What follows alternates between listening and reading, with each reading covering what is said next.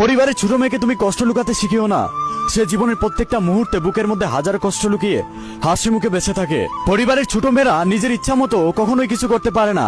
এক কথায় তার বাবা মায়ের শাসন, বড় ভাইয়ের শাসন, আবার বড় বোনের শাসন।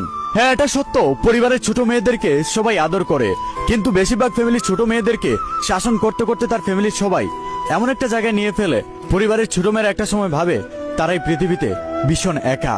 পরিবারের ছোট মেয়েরা কখনো নিজের ইচ্ছা প্রকাশ করতে পারে না। তারা সবসময় ভয় পায়, আমি যদি এটা বলি তাহলে আমার পরিবার কি বলবে, যদি আমাকে কিছু বলে। পরিবারের ছোট মেয়েদেরকে যেমনি সবাই আদর করে, ঠিক তেমনি সবাই তাকে গুরুত্ব কম দেয়, তার কথাকে অবহেলা করে। সবাই বলে পরিবারের ছোট মেয়েদের ধৈর্য কম হয়, কিন্তু সত্য কথা হলো পরিবারের ছোট মেয়েরা অনেক ধৈর্যশীল হয়, কারণ তারা ফ্যামিলির বড়দের শাসন এবং অবহেলা ধৈর্য ধরে সহ্য করে যায়। তারা বড়দেরকে সম্মান করে, কখনো কিছুই বলে না। হ্যাঁ, এটাই হলো পরিবারের ছোট মেয়েদের জীবন।